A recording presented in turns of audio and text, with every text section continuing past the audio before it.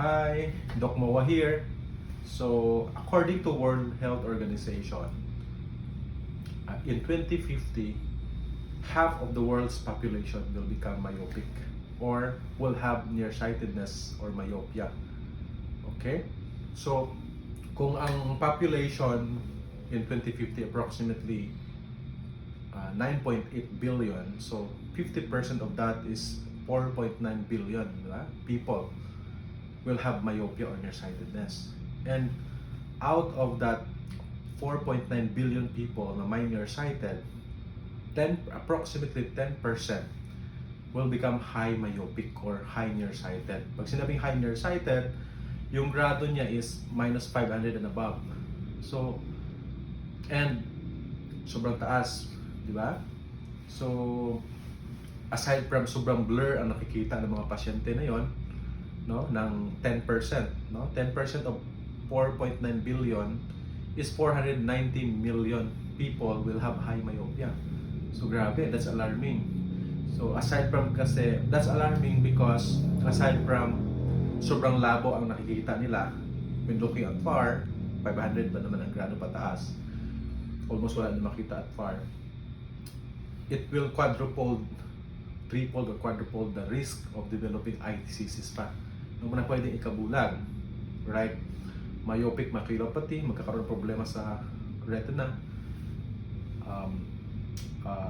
glaucoma, or even cataract, and among others. So, that's why we need to have a myopia control strategies. Okay?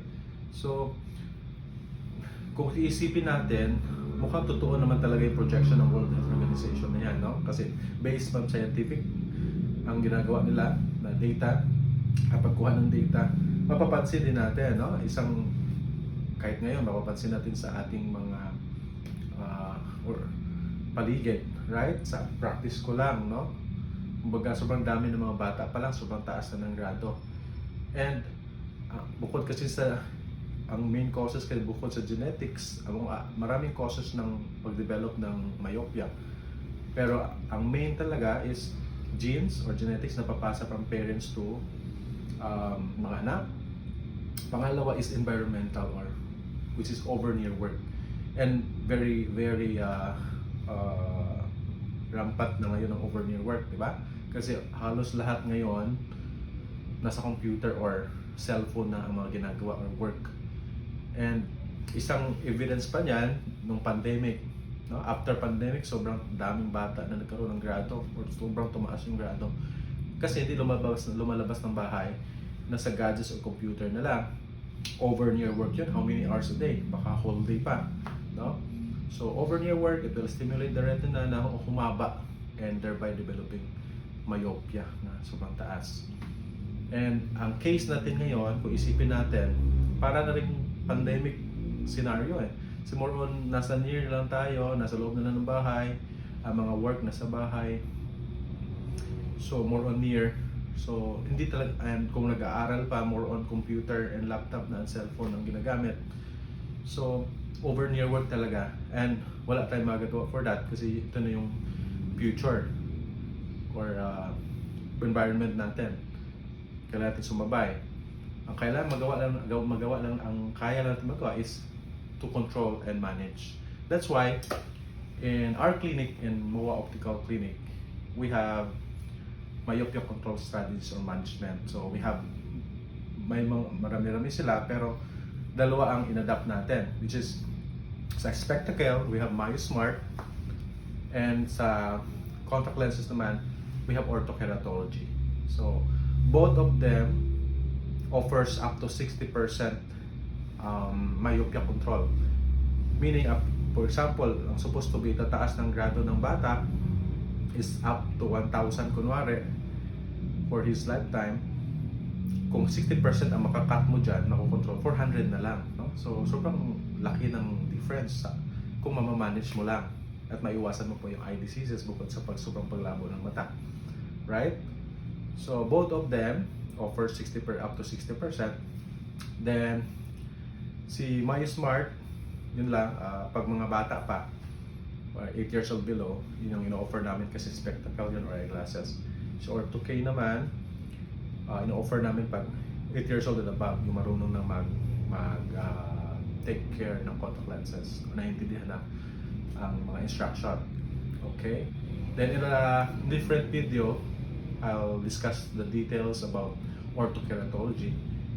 But now, I'm gonna share to you MyoSmart or using spectacle lenses for young children to control myopia. So, tamang-tama kasi, in a while, I'll be dispensing to you, or to a patient, I mean, a MyoSmart spectacle to a 3-year-old female patient, no? Na may grado na minus 600 yung left eye, 675, and 415 naman yung right. So, atas sa contest, ha? So, can you imagine, 3 years old pa lang, sobrang taas na ng grado, no? This is one of the example na myopia, progressive myopia.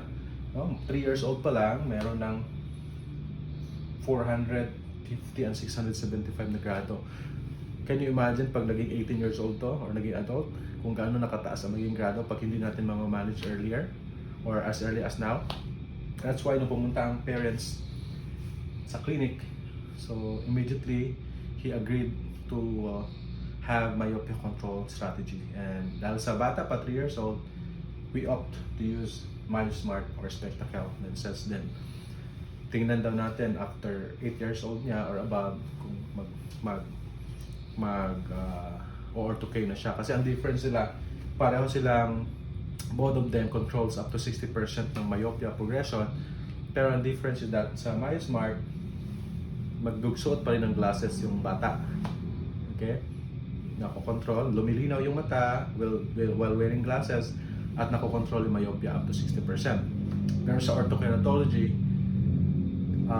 bukod sa lilinaw yung mata ng bata at makokontrol yung up to 60% ng grado, mawawala pa yung grado. Up to 600 ang kaya niyang wala yung grado.